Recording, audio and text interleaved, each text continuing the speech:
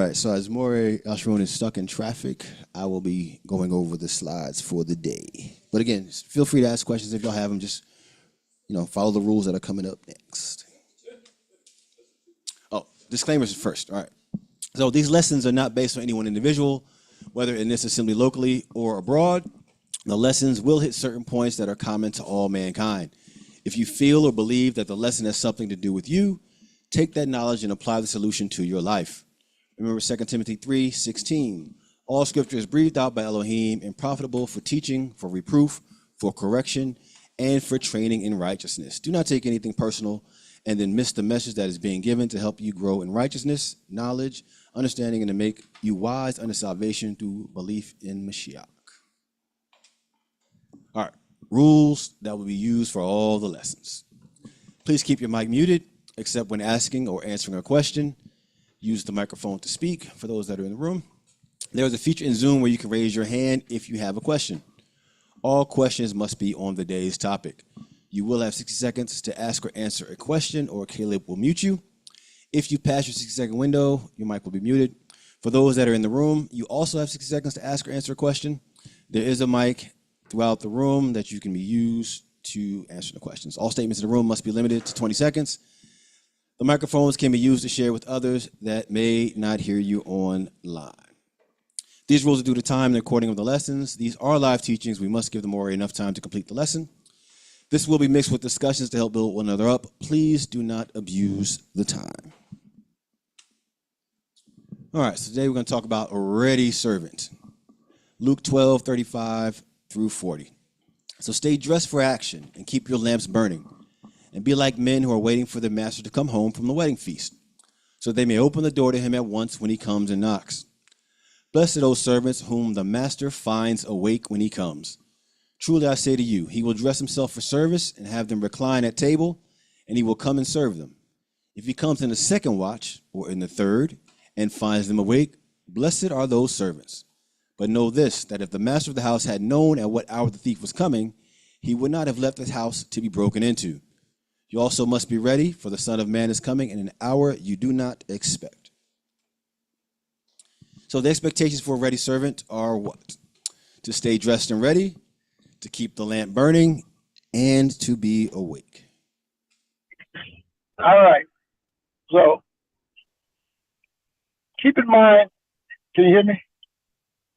Ken, we got you. All right. Keep in mind that we just came out of Shavuot, and we off of the last year's Shavuot, and we had a great expectation. And now, as we're pressing forward throughout the rest of this year and then the rest of our journey, the expectation is to get better and better, to stay ready, to be that ready servant. Not to slack off, not to get dull. So we want to keep that in mind as we progressing forward through the slides here, and I'll be there. Oh, can't see that.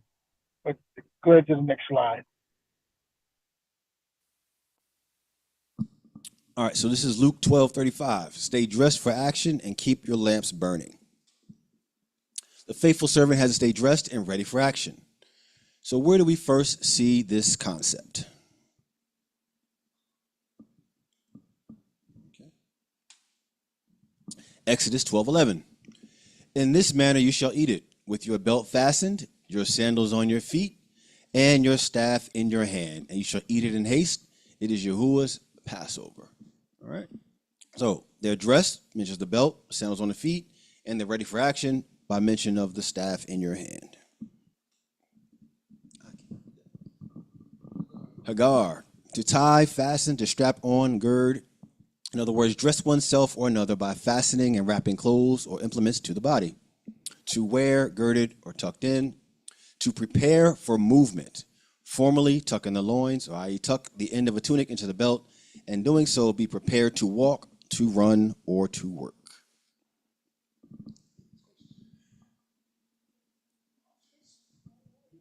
Auspice, such as your waist It also means get ready, formally wrap the loins, and be ready to learn. Like we all are today, right? There you go. All right. So one of the things is being ready, right, for action. It has to do with preparing yourselves to get ready to learn or uh, to get ready to do some type of action. And we've been doing that over the last year or more. But over the last year, sincerely, looking at ourselves, looking at our actions, getting ourselves together, preparing for what Yahuwah is getting ready to do. And although we had a great expectation, we don't know when. We don't know where. We can't dictate any of that. But all of our assignment is to be ready. And in our readiness, it's a part of getting ready to learn. And it has to do with our mind. Where's the next one? 1 Peter 1:13. Therefore, preparing your gird the loins of your mind for action, and being sober-minded, set your hope fully on the favor that will be brought to you at the revelation of Yahushua HaMashiach.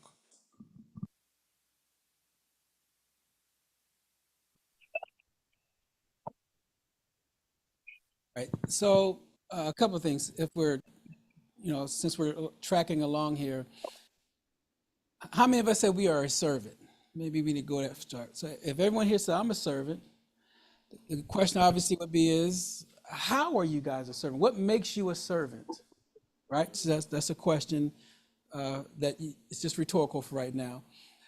The next thing about it, if you say I am a servant, that must mean is it voluntary? You guys volunteer to be a servant? Okay, so again, if everyone volunteers to be a servant, then that must mean I'm ready to do everything that it takes to be the servant of Yahuwah, right? So if we're saying we're making ourselves ready, and he talked about a lamp, as we read earlier, then that lamp must mean there's some type of light, right? Okay, and so then that light is burning, but what is the light? Your word is a light. Everyone's with me? The commandments, the Torah, the instruction, everyone knows that that's a light, right? All right, so now that we have that, that's what's going to help us to get ready, right? This is what's going to help us to be girded up on the loins and things like that. So this is where we are now. Girding your mind right is one of our first assignments. Ephesians 6:14-17. Stand then, having girded your waist with truth, having put on the breastplate of righteousness, having fitted your feet with the preparation of the good news of peace.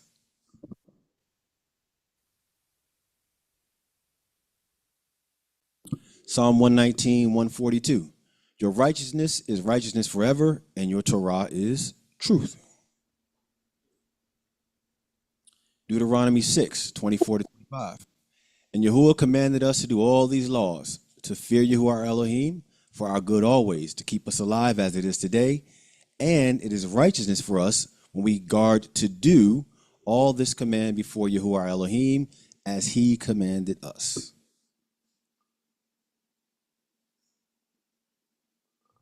Psalms 119 verse 34. Make me understand that I might observe your Torah and guard it with all my heart. So real quick, so if you guys had to define the word Torah, what would you say it is? How would you define it? Anyone got a mic? Got a hand in the back. Al Yahoo, a mic, please.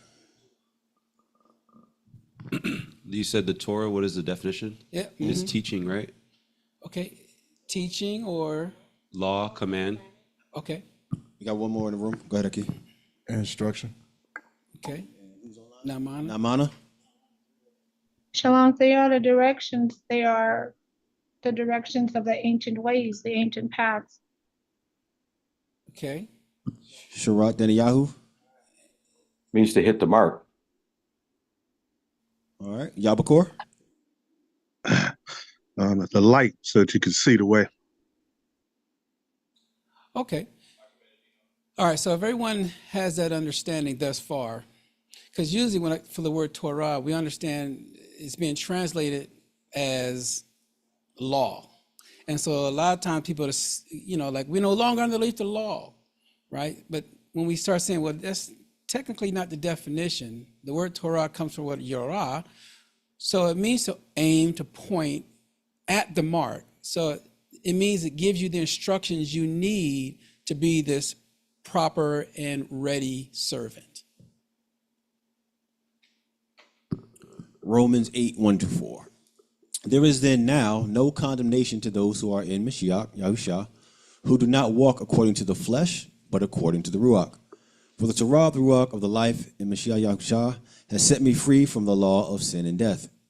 For the Torah being powerless in that it was weak through the flesh, Elohim, having sent his own Son in the likeness of flesh of sin, and concerning sin, condemned sin in the flesh, so that the righteousness of the Torah should be completed in us who do not walk according to the flesh, but according to the Ruach. All right, so I don't really like this translation, because on number 2 it says, for the Torah of the Ruach of the life in Mashiach, Messiah Yahushua. Then it says, has set me free from the law. That's still the same word, law and Torah, just different translations. All right, so outside of that, I just want to add that piece there. Okay, so outside of that, we understand that it's from the law of sin and death, not Yah's law, but the law of sin and death. Okay. Romans 8, 5-8, also from the scriptures. For those who live according to the flesh set their minds on the matters of the flesh, but those who live according to the Ruach, the matters of the Ruach. For the mind of the flesh is death, but the mind of the Ruach is life and peace. Because the mind of the flesh is enmity towards Elohim, for it does not subject itself to the Torah of Elohim, neither indeed is it able to. And those who are in the flesh are unable to please Elohim. So we can see the problem is our flesh. So if our flesh is the problem, our flesh is the one that needs the law. Our flesh needs instructions so that we won't let our flesh get carried away or get out of control. Is everyone following the logic? Okay. Romans 5, 8-11. 8. But Elohim proves his own love for us, and that while we were still sinners, Mashiach died for us. Much more then, having now been declared right by his blood, we shall be saved from wrath through him. For if, being enemies, we were restored to favor with Elohim through the death of his Son, much more, having been restored to favor, we shall be saved by his life. And not only this, but we also exult in Elohim through our Master Yahushua Mashiach, through whom we have now received the restoration to favor. Okay, so we all now see that through the Mashiach, it has given us, through his blood, has given us a way back to the Father, back to Elohim. So that means what? It doesn't give you the green light to sin, to do anything else, to go against the law. The law has instructions. When you violate it, there is a consequence for this violation.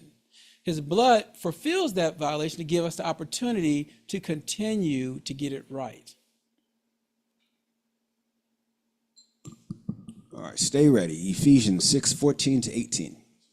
Stand then, having girded your waist with truth, having put on the breastplate of righteousness, and having fitted your feet with the preparation of the good news of peace. Above all, having taken up the shield of belief, with which you shall have power to quench all the burning arrows of the wicked one. Take also the helmet of deliverance and the sword of the Ruach, which is the word of Elohim. All right, so in verse 16, it says, above all, having taken on the shield of belief or faith. What does that mean to you guys? What does that tell anyone here? I'm sure you guys have read this before. Some point. Oh, okay. So, no answers, but it's highlighted. Then you got, okay, Yabakor. Oh no, Amar, I think only thing came to mind right quick is that when you keep his commandments, when you keep his word, it reminds me of Psalm 91. It's a shield around it. The arrow that flies, by day, the pestilence, blah, blah, blah, stuff like that. Okay. They I got the mic? said Okay. faith. Faith? Uh-huh. Okay. Benedito?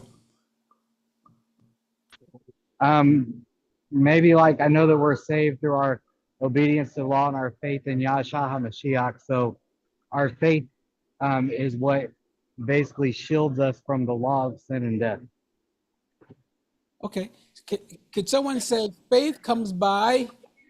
Okay, you got to understand how it works, right? And then it says the sword of the Ruach. And so these are tools that are spiritual tools that can be utilized, but we'll see if we get into the spiritual tools as we keep going.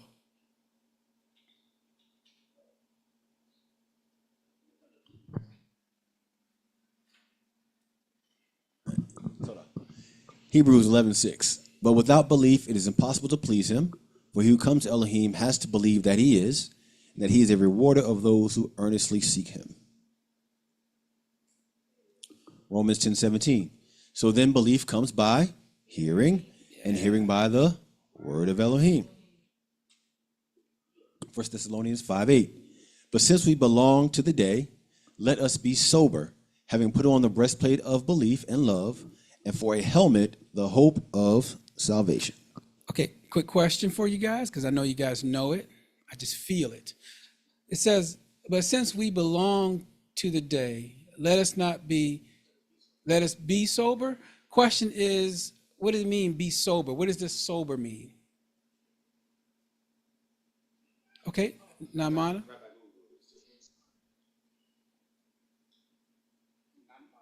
Oh, Shalom. To be sober is to be ready, to be awake, to be sober in everything that we do, to stay in the scriptures, to study, to watch ourselves, to follow the law, statutes, and commandments that's also in Torah, to keep the Father's feast days, to walk by faith and not by sight, to follow the law. That was an excellent try. Awesome, awesome, awesome. Yabakor? Yeah, Mar, I just know that one of the other definitions for it is to have self-control. Okay, self-control. Yahushan and Daoud. All Yeah, be free from like how do you say that? Kind of like intoxicating situations, being free from that. Okay. Yeah, actually, being free from intoxicating influences on you, maybe is a better way to put it. Okay. Mikhail Benedetto. Yeah, I was gonna just kind of land back that and say just be not under the influence of anything. Okay, awesome. Be aware of what you're doing. You got one more in the back. I haven't. I got you. Okay. Uh-huh. It's you need to be accountable of what you are doing. You need to stay on the right path. Okay. All right, that's it for the room. I got to be calm, collected in spirit, to be circumspect, to be vigilant. Okay. Is that Travis? Travis? Yeah, I was going to say to be calm, but I think it also means to be deliberate in what you're doing and your actions, and to be well thought out about it. That's what I mean by deliberate in your actions. Okay. Okay. So when we look at this in this context, but since we belong to the day, or we belong to the light, if you will, let us be sober. So just as he gave some definitions for sober, there's some other definitions, but I just would say it this way. You need to be sharp.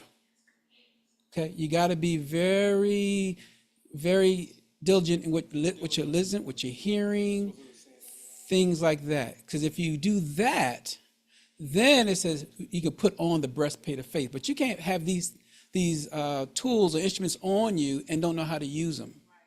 Okay? Hebrews 4:12. For the word of Elohim is living and active, sharper than any two-edged sword, piercing to the division of soul and of ruach, of joints and of marrow, and discerning the thoughts and intentions of the heart. 2 Corinthians 10:4-6. For the weapons of our warfare are not of the flesh, but of divine power to destroy strongholds. We destroy arguments and every lofty opinion raised against the knowledge of Elohim. Take every thought captive to obey Mashiach, being ready to punish every disobedience when your obedience is complete. All right. So he has it highlighted, but before we talk about that highlighted area there, here's a couple of things I want you guys to think about. It says, for the weapons of our warfare are not of the flesh. So this thing that we always warn against is our flesh, right? It says, but having and I'll use what he said, divine power to destroy the strongholds. So it says, we destroy arguments. And I want us to pick up something really fast. We destroy arguments and every lofty opinion raised against the knowledge of Elohim. When we argue amongst one another or family, what are we arguing about? Right? So you think about it. If I apply this same principle to our relationship, what we're arguing about is something that's in our flesh, something that's in our mind, something that's in our heart. So when we wrestle against this thing, we kind of take off the tools that Yah has given us to resolve the matter. Okay, so keep that in mind first. As we keep going, then it says, being ready to punish every disobedience. Now, I'm not saying, brothers and sisters, because you know you right and you know where the other one's wrong, get ready to punish. That's not what I'm saying. All right. This says, but when your obedience is complete. So in this obedience, how do you make your obedience complete?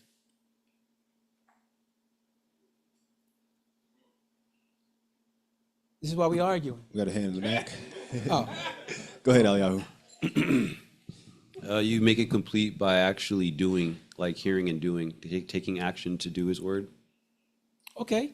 Like on a daily basis. Okay. You have a core? Yes, well, I look at it like fruit. You age and mature, age.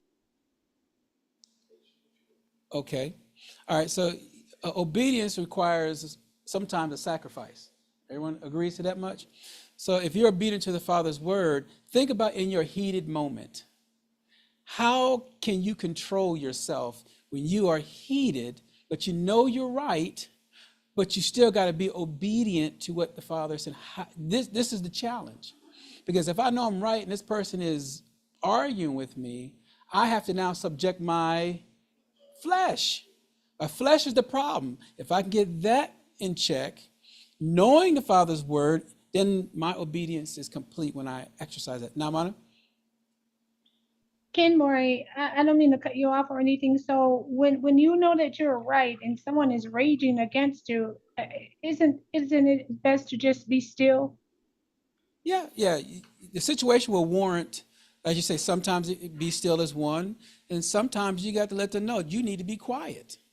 Ken, Be still. Because if the Father is speaking and he's using you, and if we love each other, I'm not talking about our flesh. I'm only talking about, then you can say, and we know that we shouldn't interrupt each other in our speech. Everyone's familiar with that in Sirach. But the thing I'm saying is, if the disagreement is controlled, it will work. If it's out of control, that's where the problem comes in. All right, we're going to transition to keep the lamps burning. Luke 12:35. Stay dressed for action and keep your lamps burning. The servant is required to keep the lamps burning. Leviticus 24:1-4. And Yahweh spoke to Moshe, saying, command the children of Israel that they bring to you clear oil of pressed olives for the light, to make the lamps burn continually. Outside the veil of the witness, in the tent of appointment, Aaron is to arrange it from evening until morning before Yahuwah continually, a law forever throughout your generations. He is to arrange the lamps on the clean gold lampstand before Yahuwah continually. So I'm not sure. I'm not sure. What I want to know was, what do you notice in this command? What do you see? I'm almost the lamps burning. lamps burning. What else stands out? We got one in the room. Yahoo. Just continually, evening into the morning. All right, what else? Mikael Benedito, what you got? Shalom, thank you. Yeah, so the lamp, how to keep the lamp, it says to bring to you clear oil of pressed olives. Isn't that the Ruach HaKodesh? That's how we're able to keep the lamp burning, is if we are able to maintain that relationship within the Ruach HaKodesh. Torah, Shirat Daniyahu. What I see is when you he says command the children of Yasharal that they bring to you clear oil of crushed olives. The clear oil, so we bring in oil is just okay, anything we bring to Yahuwah is a sacrifice. It's something that we're bringing. If he asks us to bring something specific, and he asking us to bring a clear oil, that's a pure oil. So pure praise or pure sacrifice. Are you? All right. What I was getting at is Aaron doing this by himself?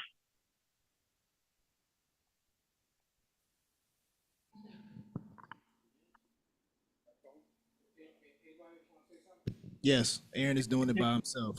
You think Aaron is doing this by himself? Throughout all his generations, he's going to be the only one doing it. He want to change his answer. Okay. I just want I'm just saying what verse 3 says Aaron is to arrange it from even going before Yahuwah continually. But, you know. But he represents his whole house, all the sons of Aharon, and whoever he may appoint to do the task. But there's the other group that's a part of it. Who else is a part of this teamwork?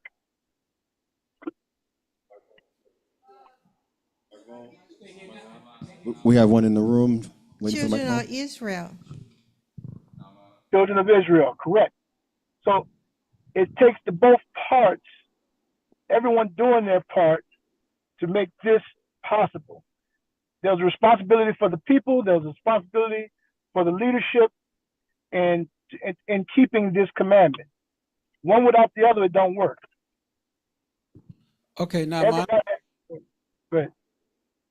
Oh no, I was just answering the question he asked. Who else was helping Aharon to do this? And it was the children of Yashua. Ema answered it, so I lowered my hand. Oh, no worries. I wanted to also just kind of add, if we're all agreeing that the household, the children of Israel, everyone's to do that, right? If we agree to that, then that means with the head of the house, yes, but everybody within that house and the children of Israel. But the other part of it is highlighted evening and morning. Where have you heard that before? Evening, morning, you heard that where? First, right, so Bereshit or Genesis, you tell me evening, morning. So that tells you that evening, morning makes a day. So that means this is to be happening every day. You are continuously keeping this lamp burning on a daily basis. The light should never go out. Jacob said, everyone's good? Okay, Maura, you had something? Oh. Okay. All right, so this is what this getting ready or how the servant gets himself dressed is because he's now understanding that this is a daily thing, something that has to happen, and not just him, but as we also said, the children of Israel as well. I yield. Baruch Hashem Yahuwah. Thank you all for carrying on. Yeah, well, you know, I would hope so. All right, so yeah, this is a partnership going on here, right? All other slides that were before, I wanted to kind of point out the tools and things that we need to do to get ready or keep ourselves ready, right? And the word of Elohim was very important. It's key. It's woven into everything, right? You have to believe that he is. You have to believe his word. The word is a two-edged sword, right? And it starts on the inside of you, right? It starts with you.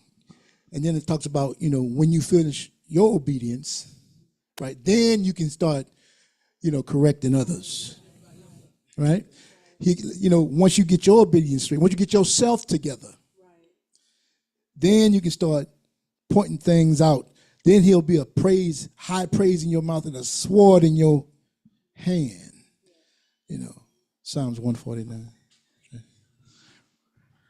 I wanted to someone online said this, and I know I read stuff, and I saw the word clear right there, and until he pointed it out, he said bring to you clear oil. So thank you for that online when you said that, because anything that's clear, that's not muddy or muddled, so that's what we have to be clear. Going down where it says the lamps on the clean gold lampstand. So that just kind of woke me up. So thank you for that. I yield. All right. Now, are we styled as lamps?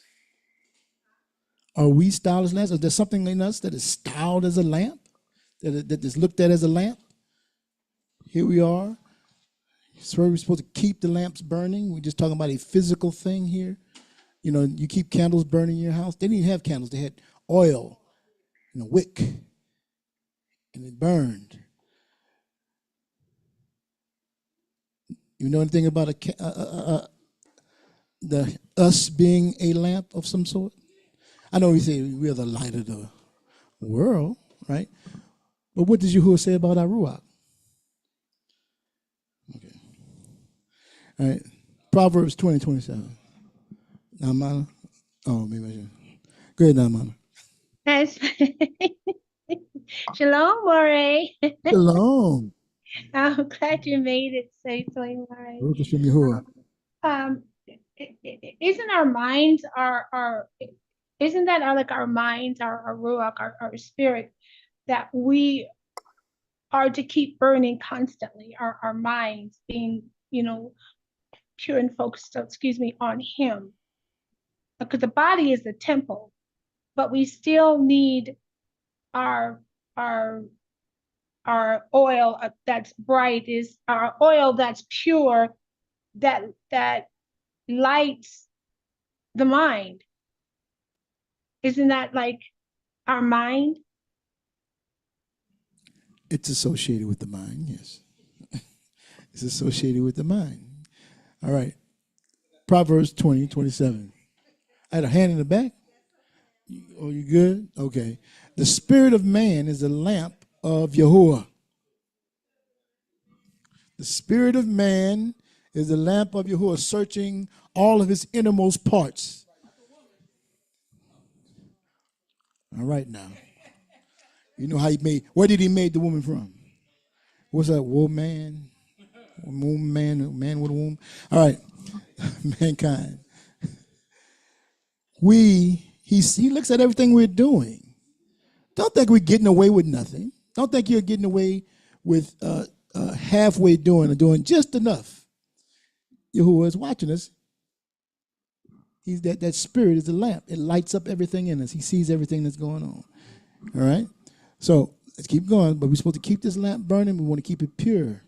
All right, let's go. All right. Foolish lamp. I just labeled it that. We're going to look at it. I'm not going to deal with the wise. I'm going to deal with the foolish. I'm not going to deal with the wise. I'm going to deal with the foolish. The kingdom of heaven will be like 10 virgins who took their lamps and went to meet the bridegroom. 5 of them were foolish. Moros is the Greek word there. And 5 were wise. Phronimos.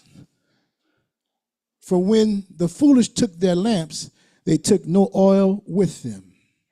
But the wise took a flask of oil with their lamps. So what does it mean that they were foolish, they were moros, and they took no oil with them? Give me your brief understanding of it. I was just gonna deal with the unfoolish portion, is that they were slack in their responsibilities. They knew what had to be done, but they didn't do it. They were slack in action. Everybody in agreement with that? Everybody? I agree. All right. Moros. Moros means what? Dull, sluggish, incept, stupid. Stupid.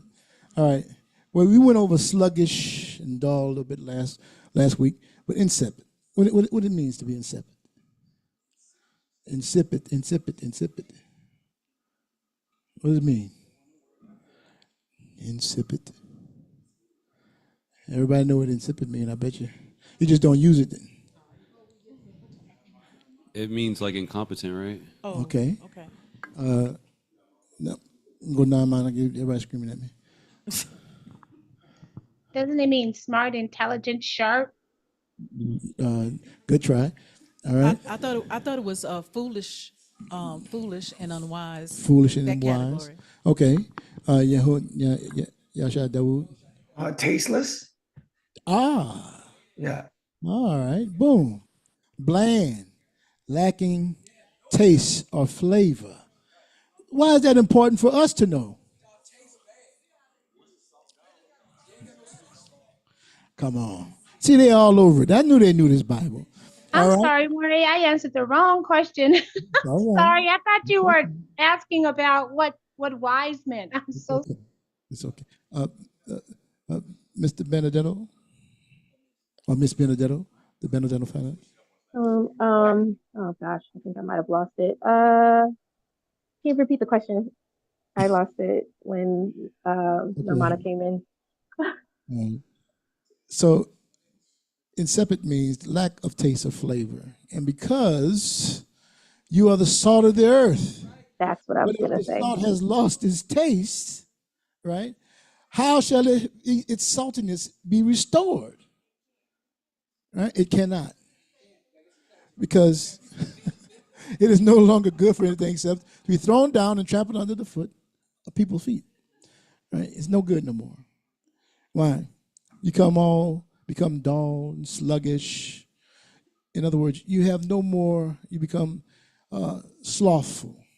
He said, do not be slothful, to hold back, lazy, reluctant, hesitant in the things of the Most High. You used to be excited. Oh, on fire. You couldn't get enough of Yahuwah. You was trying to, whether you knew it or not, you had a zeal, even if it wasn't according to knowledge. You were just putting stuff out there. And then as you got in his thing a little while, you start doing feast days, and then the feast days started to get routine on you. Before you know it, you ain't putting your whole heart into it. Now we just doing stuff just to get by. What do you say, bring some bread? Let's stop over to the store and pick up a loaf. Let's go do that. I'm just, because I'm trying to keep the commandments. That's all I'm trying to do. I'm trying to keep the commandments. Am I not keeping the commandment by bringing the bread? Did it tell me where to bring the bread from? Did it tell me where to bring the bread? Oh, no. Okay. What you got out? Is it like similar with the story with Cain and Abel, like when he didn't give his full offering, it was like half-hearted, and it wasn't like his all. He gave him like his scraps. Well, yeah, he himself thought he was giving his, hey, I'm doing what he asked me to do. Right? Many of us feel that way, right? Until we hear something, then we're like, oh my goodness, I don't know what I was doing. Then I have to say, Father, forgive me. Then I was really out of order. I thought I was doing the right thing. But now I've been corrected, and I thank Yah for his correction. Because the next time I can get it right. Right? So we're rehearsing. We don't always get everything right in the rehearsal. Now, if you've been doing this thing for X amount of years, then we need to find out what's going on, because now you done lost your flavor. You're just going through the motions, but I'm still in the walk. Wait, hold on. Going through the motions and I'm still in the church. Right? No, I'm just saying that word now, because I just changed that word to ecclesia, so assembly. Right?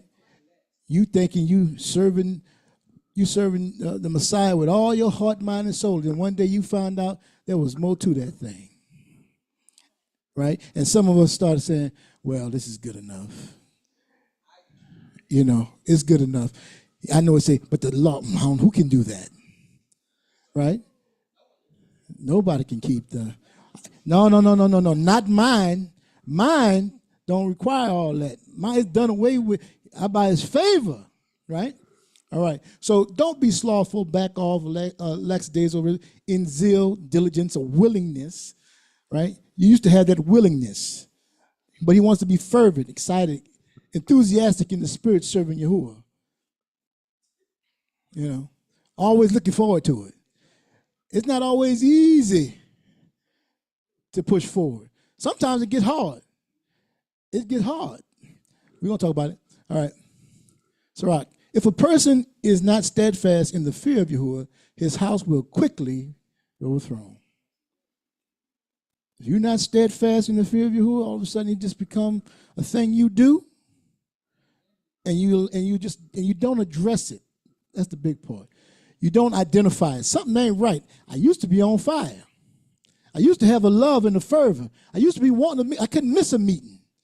I used to love to read my Bible. I used to love to pray. I used to love to be around the brethren. I used to love to help people. Now I'm kind of like, well, you know, not this week. Not this week. All right. I'm saying all this for a reason. You know, I talked about that Aaron and the people, right? All right, let's keep going. All right. The mind of a fool is like a broken jar. This is Sirach 21:14. It can't hold no knowledge. All right? No class. You're right. All right. Yeah, you just don't have no engagement no more. You don't even fit in no more. You don't allow yourself to slip away and slip away and slip away and slip away. It doesn't even have a meaning to you anymore. All right.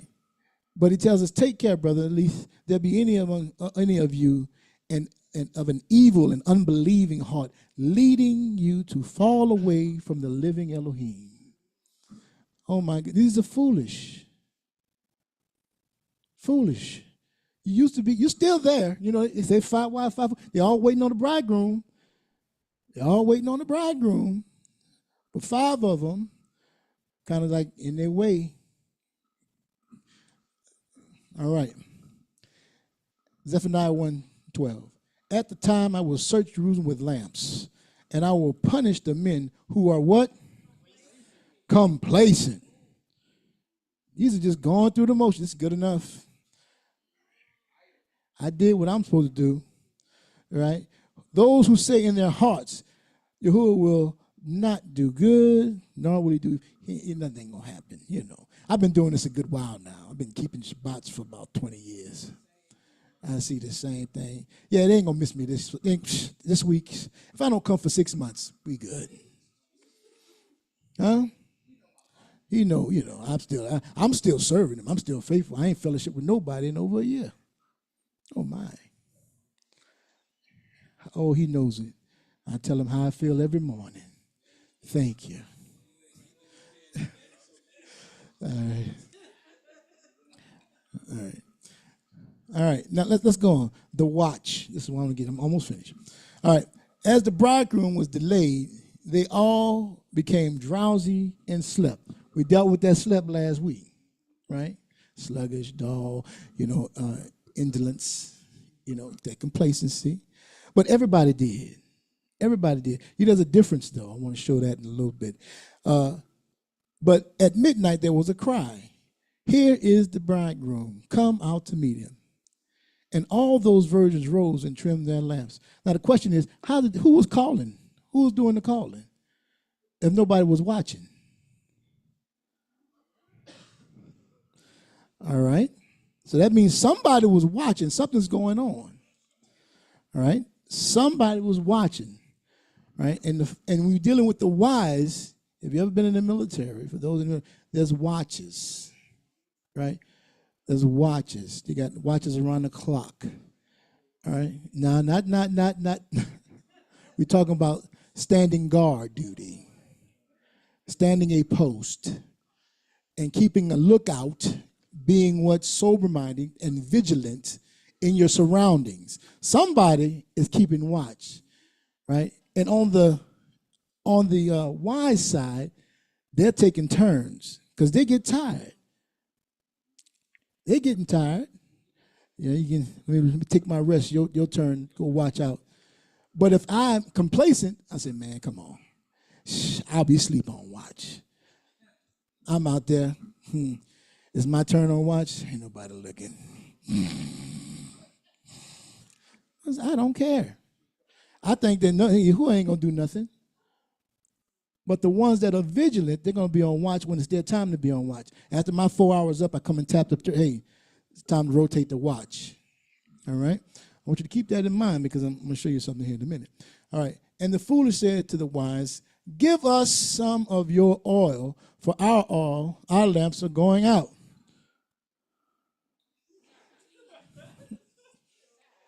All right?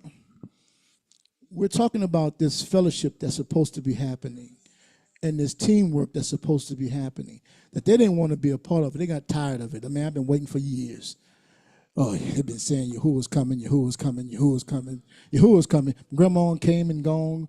You know, Auntie Mama and them all came and gone. This one done came and gone. Shucks, I might be laying in my grave. My kid's still going on. But guess what? Yahuwah's coming, right? And we got to be vigilant and on watch. We don't know when, right? So, and the wise said, answering, saying, since there will not be enough for us and for you, go rather to the dealers, to the sellers, the dealers, and buy for yourself. Now, what day is the day of Yahuwah? What day is the day of Yahuwah?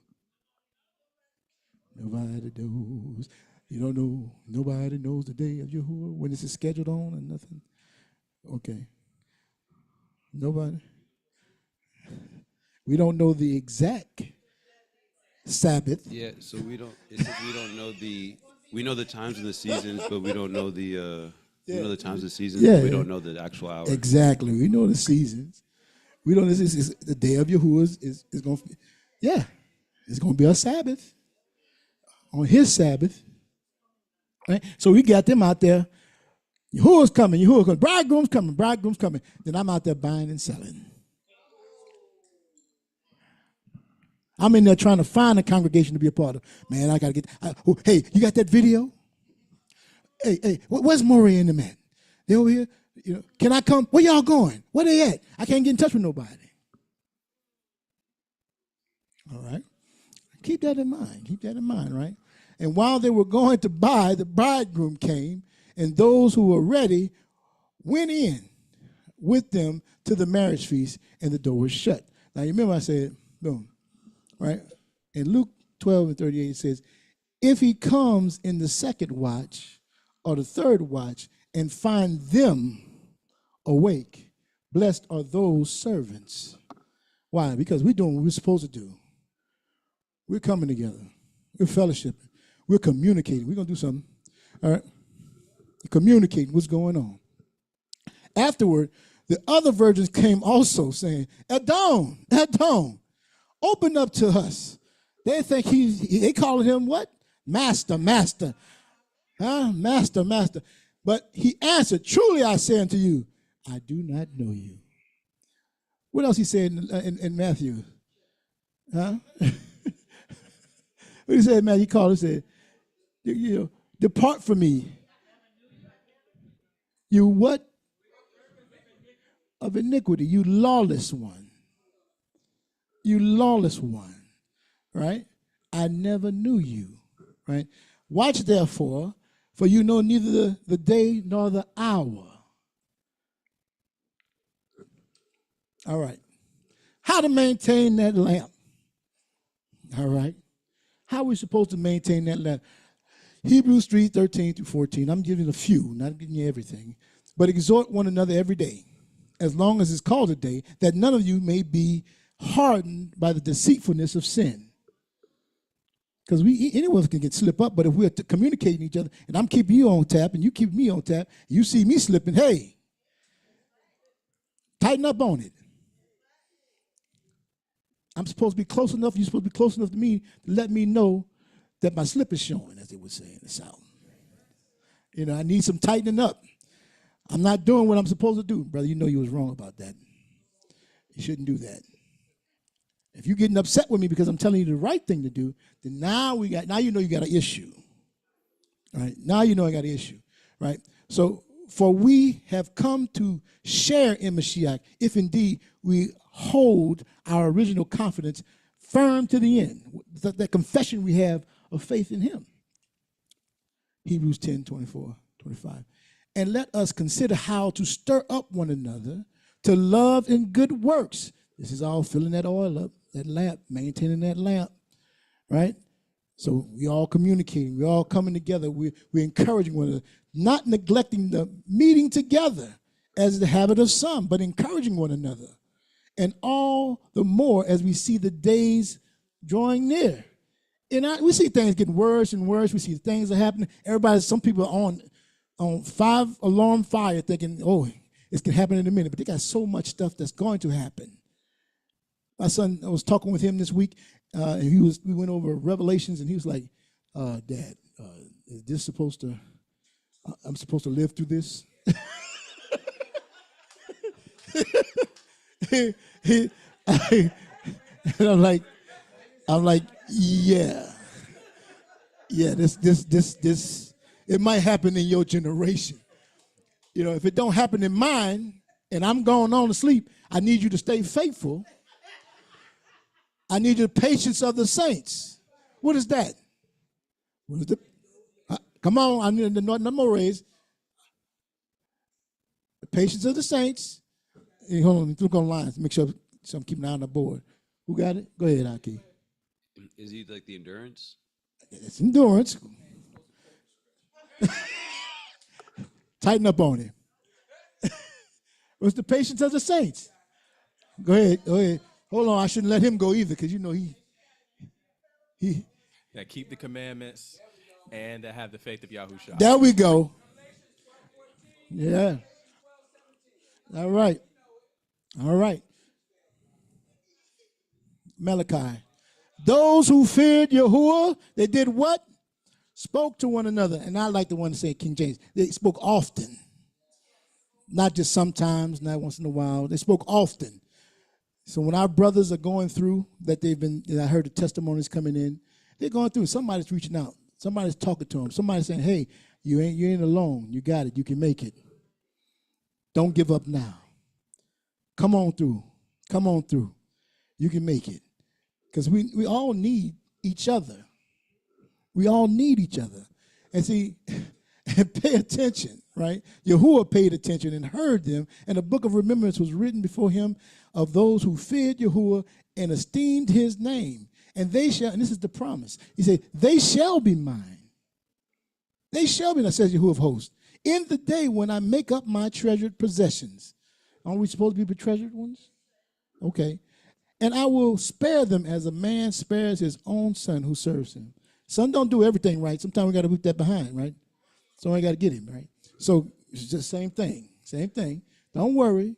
If you getting a whipping and he still love you. He whip you because he love you. If he don't whip you, guess what? He let you go. All right. Then once more you shall see the distinction between the righteous and the wicked, the wise and the foolish. Right?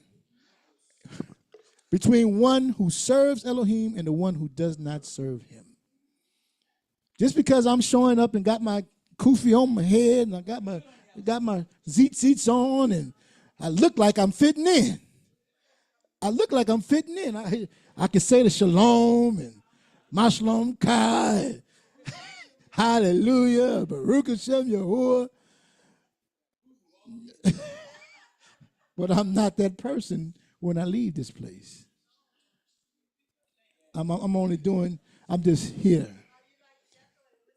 That Jekyll and Hyde. Yeah, when I leave out of here, I got that out the way. I did my duty. You know, everybody, don't act like you don't know them people. You served with them for years and years and years in those congregations.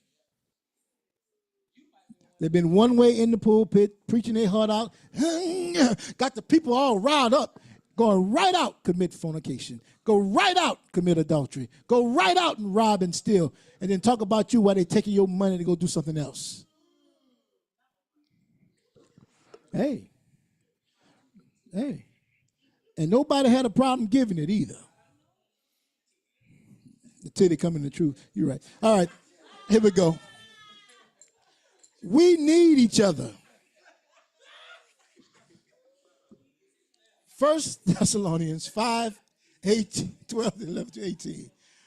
Therefore, encourage one another and build one another up. This is how you maintain this lamp. This is how you keep the oil. If I don't spend time with you, the oil just gets lower, lower, and lower, and lower. Y'all doing things, I don't know what y'all doing. And I come over, hey, y'all, what we doing? And we looking at you, hey, how you doing? Everybody tight lip, because we know loose lips what? Sink ships. All right.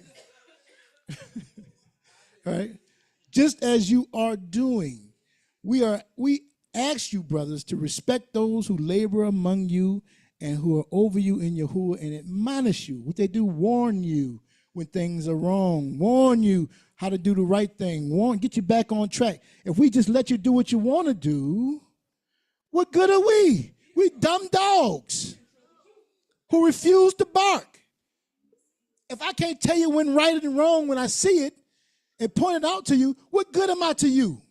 I have become the saltless salt. There's no good in me. He just let you do what you want to do. Hi, Aaron. I just let you get loose. Get jiggy with it. All right. And to esteem them very highly in love because of their work. But be at peace amongst yourselves. That's our goal, to be at peace amongst ourselves. And we urge you, brothers, admonish the idle. You see those who are being idle. Don't just overlook it like you don't see it. Remember, say, pay attention. Stay awake. Don't let people get slowful. Like you're getting a little slowful. What's going on with you? What you mean I'm getting slowful? I ain't getting nobody getting no slowful. You don't know. I don't know why you coming to me with that. All right now. Your ruach is showing. Your ruach is showing. All of a sudden, I'm looking at you, brother. You're slipping. Cheese is slipping off the cracker. All right? I can't tell you nothing. You ain't going to listen. Then you become that empty jar, that broken jar. I can't tell you nothing. Yahuwah can't speak to you. He can't use you. Encourage the faint-hearted. Help the weak. They're going to be those people among us. All right? And he says, be patient with them all. Don't think that you got it all together and you don't know why so-and-so can't get it together. If you got it together, you should be strong enough to bear the burden of the other brother. Come on, man, I got you. I'm going to walk with you. No, we can't do that. This is what the scripture says. And if they're willing to follow, willing to say yes to the Most High Yah, then come on, let's walk together. But if they say, nah, man, this ain't for me, I'm good. Yeah. I'm still serving the Most High. I'm just over here. I'm good. And you're like, all right, brother, I'm trying to tell you, I see you. You're not walking tight. You're doing your own thing. The only time I see you is once a year or twice a year or only on the feast days. And I know it's not because you got so much of this work going on. Because Yahuwah is the one that provides for us. He's the one that opens doors for us. He's the one that gives us what we need. Now, I'm not just saying that because of my condition. I worked for years and years and years, right? We make time for what we want to make time for. My wife tells me that all the time. You make time for what you want to make time. You pay for what you want to pay for. You give to what you want to give. It's your money. You do how you do it. But when I'm saying, you're saying it's for Yah, though. I'm a servant of Yahuwah. All right. See that no one repays anyone evil for evil, but always seek to do good to one another and to everyone. Rejoice always, cease without praying, pray without ceasing, give thanks in all circumstances, for this is the will of Elohim in Mashiach Yahushua for you. We need each other. I can't do my part without you. You can't do your part without me. You can't do your part without him. He can't do his part without you. With a what? He said we fit like a body. Who's the head of the assembly? All right. So we rocking with him. Whatever he say do. He said in Sundry's time, he said he spoke to us by what? Prophets. Right? But now he's speaking to us through his son. And what did his son say? Do what my daddy said do. Huh? Listen to what the father says do. I'm gonna reiterate what he said, double down on it. So with that, I yield. Any questions? I wish I was here at the beginning, but I thank y'all for your prayers. Any questions? Any comments? I try to get faster. Yeah, see, I knew he was going to do that. He going to skip the Hebrew class. But there's no questions. Let us stand.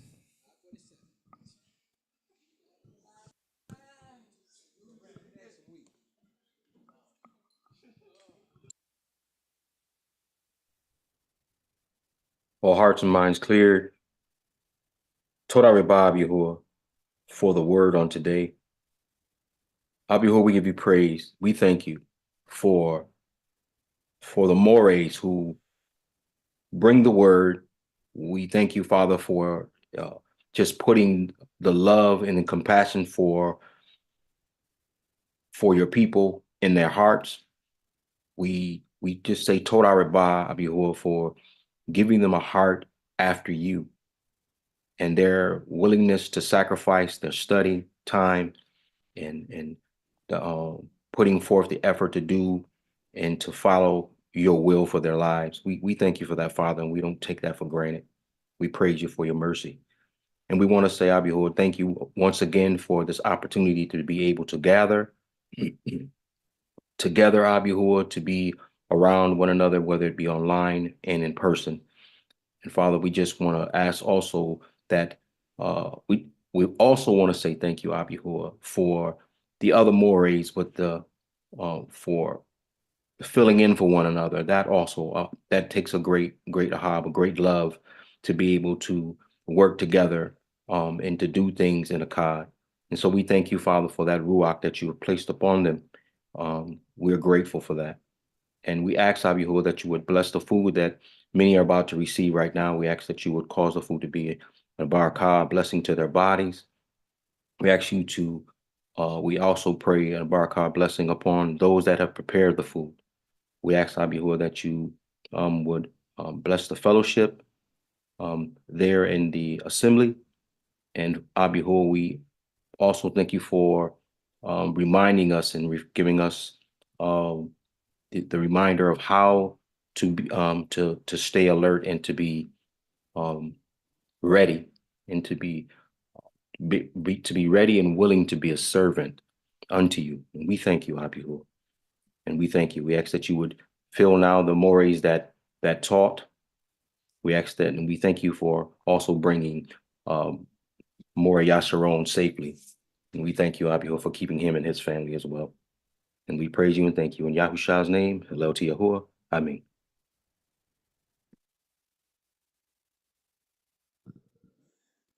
All right. They tell me that the fundraise